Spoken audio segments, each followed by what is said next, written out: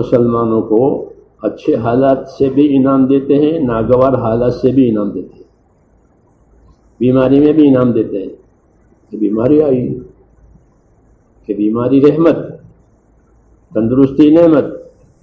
حاجی امداد اللہ صاحب فرماتے تھے کہ تندرستی کی نعمت اور بیماری اللہ کی رحمت مسلمان کے لیے، دوسروں کے لیے نہیں۔ ان کو ایمان نہیں ہے، ایمان کی برکت سے بیماری رحمت، غریبی بھی رحمت۔ آدمی غریب ہو گیا،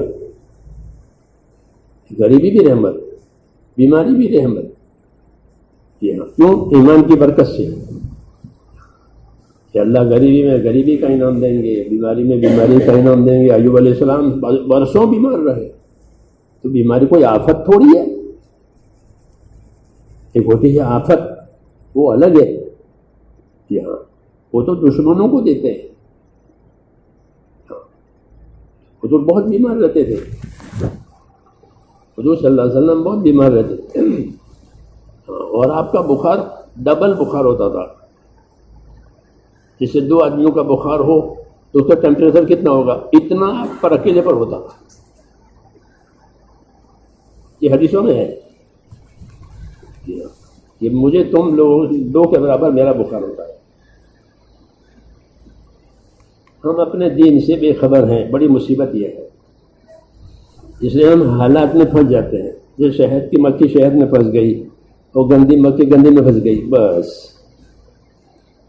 یہ اچھے حالات ہیں تو مٹھائی میں پھنس گئے، اور برے حالات اور گندگی میں پھنس گئے، غفلت میں۔ یعنی یہ بات صحیح نہیں ہے۔ حالات اللہ کی طرف رجوع کرانے کے لیے آتے ہیں۔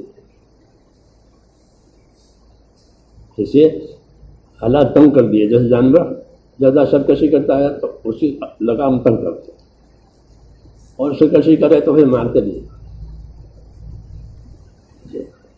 جو ہوتا ہے نا، ایسے اللہ کا بھی نظام ہے۔ بات ہے اللہ کی طرف سے کہ ان پر حالات تنگ کر دیا، کہ وہ ہماری خیر کے لیے ہے۔ کبھی بھی ڈرنا نہیں چاہیے حالات سے، اللہ سے ڈرنا چاہیے، اللہ سے ڈرنا چاہیے۔ کیوں؟ حالات کون بیچتا ہے؟ اللہ بیچتے ہیں، سورج اللہ اگاتے ہیں، وہ چھپاتے ہیں، رات دن وہ اللہ لاتے ہیں، ایسے سارے حالات اللہ لاتے ہیں۔ ناگوار حالات آئے ہیں تو اللہ کی طرف رجوع کرو، توبہ کرو، اپنے گناہوں کی معافی مانگو، تاکہ اللہ تعالیٰ اس کو کھول دے۔ کہ ہاں، جب ہماری دعائیں، ہمارا استغفار اتنا ہو جائے گا جتنا اللہ چاہتے ہیں تو اس کو کھول دیں گے، ہاں اٹھا لیں گے اپنی قدرت سے۔ یہ سب معاملہ اللہ سے وابستہ ہے، سمجھنا ہے نا بات۔ اس لیے ہم اپنے کام میں رہیں، دنیا میں کیا ہو رہا ہے اس کے دن میں نہ رہیں، ہمیں کیا کرنا ہے اس میں رہیں، تو اللہ تعالیٰ خوش ہوں گے۔ جب اللہ خوش ہوں گے تو پھر سارے حالات ٹھیک ہو جائیں گے۔ اس لیے اپنی دعاؤں میں، اپنے ذکر میں، اپنے عملوں میں رہیں، تاکہ حالات کی وجہ سے ایک تو ہماری حالت خراب ہو رہی ہے، اور پھر عمل چھوٹنے کی وجہ سے آخرت بھی نہیں بن رہی ہے، تو دونوں جہان کا نقصان ہوا، یہاں کا بھی وہاں کا بھی۔ یہ کوئی عقل مندی نہیں ہے کہ یہاں کا بھی نقصان ہو رہا ہے، وہاں کا بھی نقصان ہو رہا ہے۔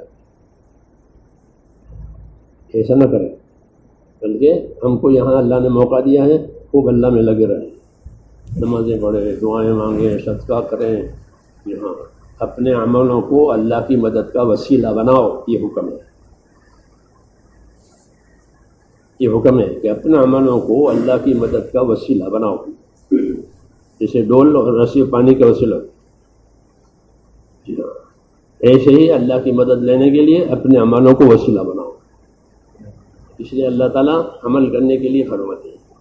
جی ہاں، صحابہ نے پوچھا خندق کے موقع پر، یا رسول اللہ بہت سختی ہو رہی ہے ہمارے اوپر، مشرکوں کی بڑی شدت ہے، بہت حالات تنگ ہیں، کیا دعا مانگیں؟ یہ پوچھتے تھے کیا دعا مانگیں؟ ہاں یہی طریقہ ہے، کیا مانگے اللہ سے، ہماری طرح سے نہیں کیا ہوا کیا ہوا کیا ہوا۔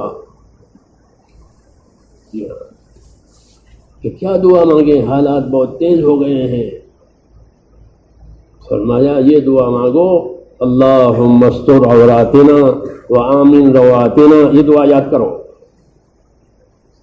اگر سمجھ اللہ نے دی ہے تو، ورنہ نادانی میں یہ سب جائے گا. اللہم استر عوراتنا وآمن رواتنا، اللہم استر عوراتنا وآمن رواتنا.